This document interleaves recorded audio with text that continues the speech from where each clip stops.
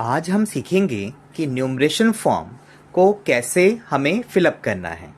तो numeration form में हम सभी देख रहे हैं कि लेफ्ट हैंड साइड पर हमारा नाम, हमारा इपिक नंबर, हमारा एड्रेस, सीरियल नंबर जो प्रेजेंट इलेक्टोरल रोल में है, हमारा पार्ट नंबर और नेम, साथ में एसी का नाम। जैसे एसी का नाम यहाँ पर शकूर बस्ती एसी 15 है हमारा। साथ में एक क्यूआर कोड भी यहाँ पर हमें दिखेगा। उस क्यूआर कोड की सहायता से अगर हम चाहें तो इस फॉर्म को डाउनलोड भी कर सकते हैं और इसका प्रिंट आउट भी ले सकते हैं।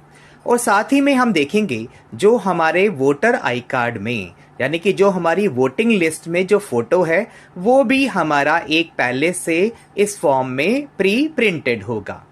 अब साथ में जहां पर पेस्ट कलर फोटो का ऑप्शन है, पेस्ट करंट फोटो, तो यहां पर अपना लेटेस्ट फोटो हमें पेस्ट करना है। और वो लेटेस्ट फोटो भी कुछ ऐसा जिसमें फेस जो है 75% से ज्यादा अपीयर होता हो। और बैकग्राउंड हमें कोशिश करनी है कि फोटो का बैकग्राउंड जो है वो लाइट कलर का होना चाहिए। और नीचे हम देख रहे हैं दो जगह दो बॉक्सेस हमारे बने हुए हैं। एक जगह वो कहता है details of the इलेक्टर in the electoral roll of the last SIR, यानी लेफ्ट हैंड साइड वाला बॉक्स जो है इसमें हमें, अगर ये वोटर मान लो राहुल कुमार जी खुद पिछली एसआईआर में वोटर थे, यानी पिछला एसआईआर जो दिल्ली में 2002 में हुआ था, दिल्ली से बाहर यूपी, बिहार, झारखंड, वेस्ट बंगाल में 2003 में हुआ था, और मणिपुर में 2004 में, और पंजाब में 2005 में। तो अगर राहुल कुमार जी पिछले एसआईआर में खुद वोटर थे तो ये लेफ्ट हैंड साइड वाले पोर्शन को फिलअप करेंगे। यहाँ सबसे पहले अपना नाम लिख देंगे, फिर EPIC number, voter I card number पिछली एसआईआर का अगर इन्हें पता है तो वो लिख देंगे, अदरवाइज इसे ब्लैंक छोड़ देंगे।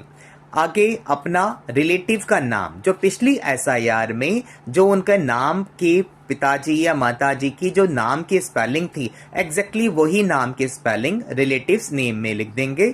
फिर रिलेशनशिप में अगर यहाँ पे नाम पिछली एसआईआर की, पिछली वोटिंग 2002 की या 2003 की या 4 की या 5 की, पिछली एसआईआर में उनका फादर का नाम ऊपर लिखा हुआ था रिलेटिव्स नेम में, तो यहाँ पे रिलेशनशिप में फादर लिख देंगे। अगर मदर्स नेम लिखा हुआ था तो रिलेशनशिप में मदर लिख देंगे। फिर डिस्ट्रिक्ट का नाम लिख देंगे पिछली एसआईआर का, स्टेट का नाम पिछली एसआईआर में जो स्टेट था उनका, दिल्ली था तो दिल्ली लिख देंगे, बिहार था तो बिहार लिख देंगे, यूपी था तो यूपी लिख देंगे, एंड सो ऑन। फिर उसका एसी नंबर, पार्ट नंबर और सीरियल नंबर वो लिख देंगे, सीरियल नंबर वो लिख देंगे।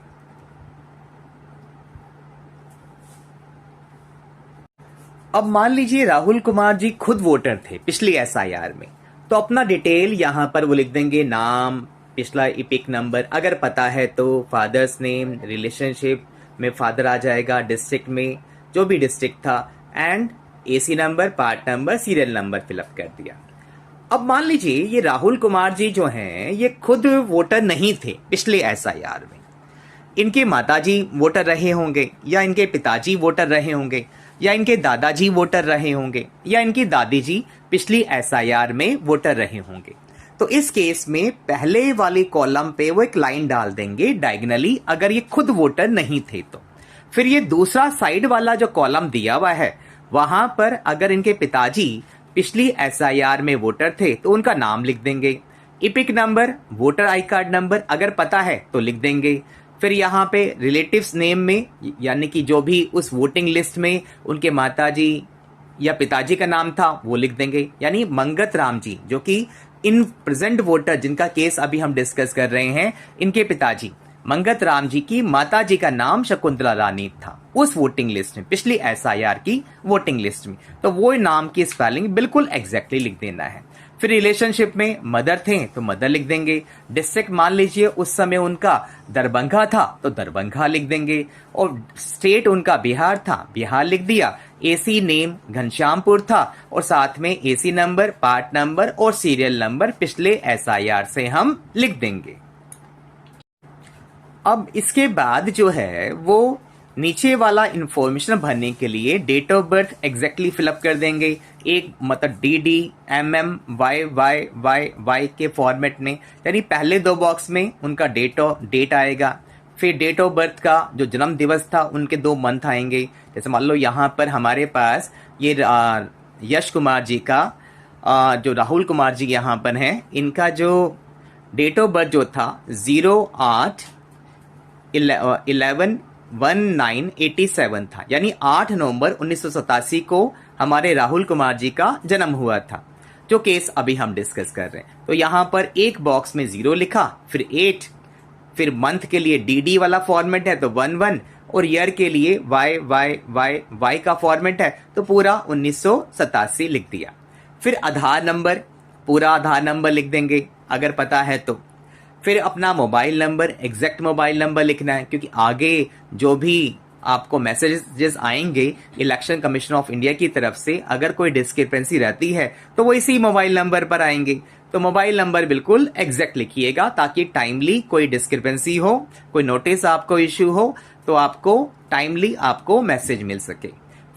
फिर जो वोटर जो फॉर्म भर रहे हैं, तो हमारे केस में राहुल कुमार जी का फॉर्म था ये, तो राहुल कुमार जी के पिताजी का नाम अभी प्रेजेंट इलेक्टोरल रोल में जो है, मान लो प्रेजेंट इलेक्टोरल रोल में 2026 वाला 25 वाला जो इलेक्टोरल रोल है उसमें मंगत राम गुप्ता जी इनके पिताजी का नाम है पूरा, जो अभी के इलेक्टोरल रोल में है।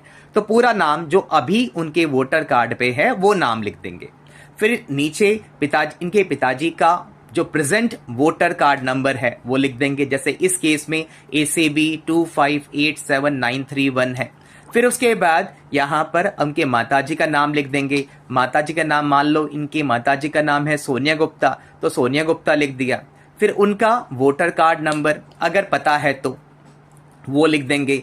फिर स्पाउस, यानी अगर इनकी वाइफ है और अगर ये वाइफ किसी फीमेल का हम लोग न्यूमरेशन फॉर्म भर रहे हैं, उनकी हस्बैंड अगर एप्लीकेबल है तो, यानी कि अगर उनके स्पाउस हस्बैंड वाइफ हैं तो उनका डिटेल भरना है, अगर नहीं है तो इसे ब्लैंक छोड़ देना है।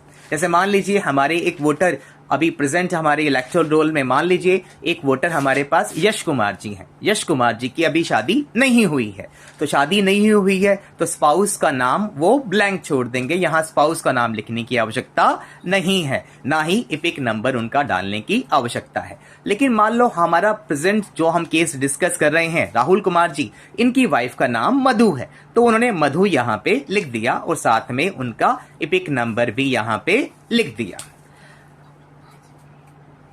नीचे जो है 3 लाइनें बड़ी इंपॉर्टेंट लाइनें लिखी हुई हैं कि जो भी इंफॉर्मेशन आपने दी है वो इंफॉर्मेशन बिल्कुल करेक्ट है, और ये फॉर्म फैमिली में से कोई भी भर सकता है, और भरने के बाद अपने यहाँ पर सिग्नेचर कर देंगे और साथ में अपना रिलेशन लिख देंगे। मान लीजिए राहुल कुमार जी अभी दिल्ली में है नहीं और उनका ये फॉर्म उनके पिताजी ने मंगत राम जी गुप्ता जी ने भरा है, तो मंगत राम गुप्ता जी अपना सिग्नेचर यहाँ पर कर देंगे और साइन करके ब्रैकेट में लिख देंगे फादर, और साथ में डेट भी डाल देंगे। Thank you.